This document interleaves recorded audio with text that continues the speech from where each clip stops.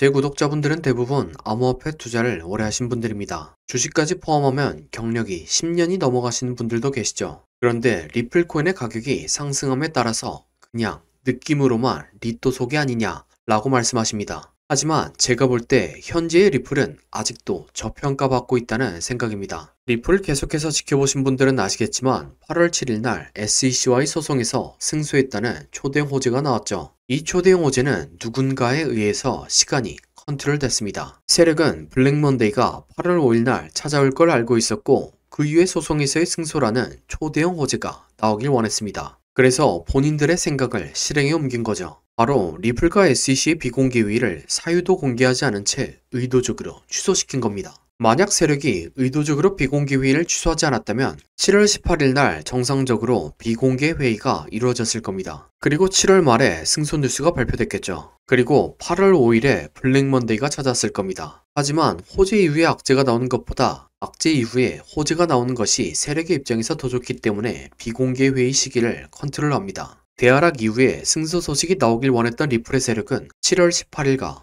8월 1일 날 비공개 회의를 연속으로 사유도 공개하지 않은 채 의도적으로 취소시켰죠. 그 덕분에 7월 말에 나왔어야 될 호재가 블랙먼데이 이후에 발표됐습니다. 결과적으로 세력은 힘들이지 않고 저렴한 가격에 리플 코인의 물량을 매집할 수 있었고 별다른 노력과 돈을 사용하지 않고 가격을 쉽게 들어올릴 수 있었습니다. 그리고 세력의 매집 타점은 이후로 한 번도 깨지지 않았으며 방금 말씀드린 내용은 빙산의 일각입니다.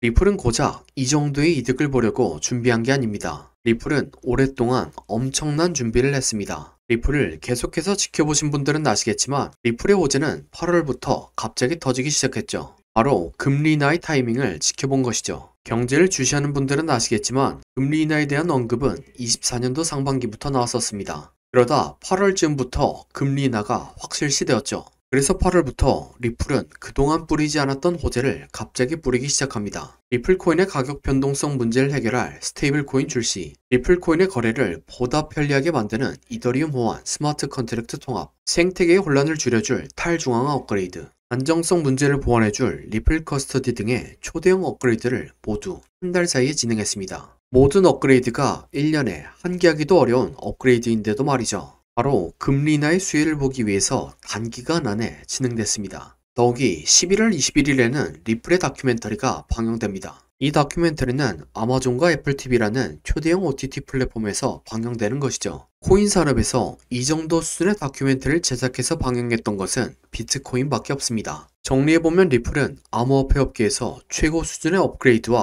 홍보를 계획에 맞춰 준비하며 엄청난 돈과 시간을 사용했죠. 트럼프의 당선 효과 말고도 리플의 자체적인 준비가 워낙 탄탄하기 때문에 지금 리플이 보여주고 있는 상승은 거품이 아니라 빙산의 일각이라는 생각입니다.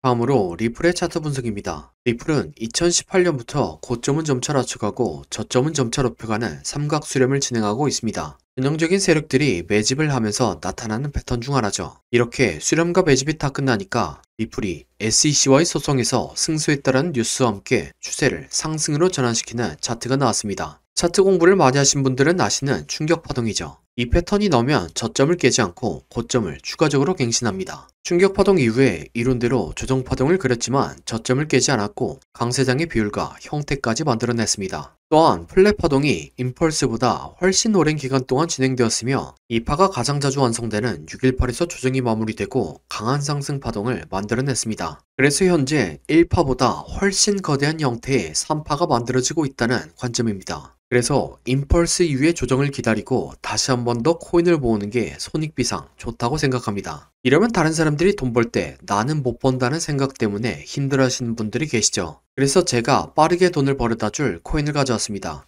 네, 이게 돈을 벌어다 줄 코인의 차트입니다. 코인 차트 공부를 많이 하신 분들은 아시겠지만 과거에 대상승을 했던 코인들이 폭발 직전에 보여줬던 차트 패턴이죠. 이런 코인을 찾는 방법을 알려드리면 첫 번째로 세력이 장기간에 걸쳐서 매집하는 적, 흔히 말하는 박스권 형성되고 기간은 길면 길수록 좋습니다. 세력이 시간과 돈을 써가면서 고점을 만들었는데 고점에서 차익 실현할 물량이 없다면 바보겠죠. 하지만 세력은 굉장히 똑똑합니다. 그리고 매집을 위해서 개미들의 물량을 뺏는 과정이 필요합니다. 보통 개미들의 물량을 뺏는 패턴으로 오랜 기간 동안 횡보를 하면서 개미들을 지치게 하는 시간 조정과 가격을 갑자기 빠르게 움직여 개미들에게 공포를 주면서 물량을 뺏는 가격 조정이 있죠. 마지막으로 개미들의 물량을 충분히 뺏었다 싶으면 상승의 신호탄을 추적해야 합니다. 보통 상승의 신호탄은 거래량을 동반한 장대양봉이죠. 예를 들면 2020년도에 엄청난 상승을 보여줬던 세타필 코인이 있습니다. 이렇게 1년 동안 횡보를 하면서 박스권을 만듭니다. 그 과정에서 가격 조정을 한 번씩 주죠. 물량이 다 보였다 싶으니까 거래량을 터뜨리면서 장대양봉을 만듭니다. 하지만 곧바로 가격을 떨구면서 개미들을 털죠. 그래도 이전 거래량을 죽이지 않고 이전 박스권에서 다시 한번 지지합니다. 네, 세타퓨엘은 12,000% 상승했습니다. 같은 방법으로 도지코인 역시 2년 동안 횡보를 하고 가격 조정을 주고 거래량 터뜨린 다음 상승, 개미 털기, 이전 박스권에서 지지. 도지코인은 54,000% 상승했습니다. 마찬가지로 칠리지 역시 2년 동안 횡보를 하고 가격 조정을 주고 거래량 터뜨린 다음 상승, 개미 털기, 이전 박스권에서 지지. 칠리지는 57,000% 상승했습니다. 그럼 제가 발굴한 좋은 코인을 함께 살펴보시죠. 3년 동안 횡보를 하면서 박스권을 만듭니다. 그리고 그 과정에서 가격 조정을 한 번씩 주죠. 물량이 다 보였다 싶으니까 거래량을 터뜨리면서 장대양봉을 만듭니다. 하지만 곧바로 가격을 떨구면서 개미들을 털죠. 그래도 이전 거래량을 죽이지 않고 이전 박스권에서 다시 한번 지지합니다. 네, 이전의 다른 코인들처럼 이 코인은 높게 상승할 겁니다. 1년 6개월 매집한 세타퓨엘이 12,000% 상승했고 2년간 매집한 도지코인과 칠리지는 50,000% 이상 상승했습니다. 그러니 3년간 매집한 이 코인은 적어도 50,000%, 많이 가면 100,000%는 올라갈 거라고 생각하고 있습니다. 50,000%면 100만원이 5억이 되고 100,000%면 10억이 되는 금액입니다. 차트가 좋으니까 여러분들에게 올인하세요 라고는 말씀드리지 못합니다. 하지만 100만원이나 200만원만 넣어서 인생 역전의 기반을 만들어 볼 수 있다고는 말씀드리겠습니다. 코인 매매를 오래 하신 분들은 아시겠지만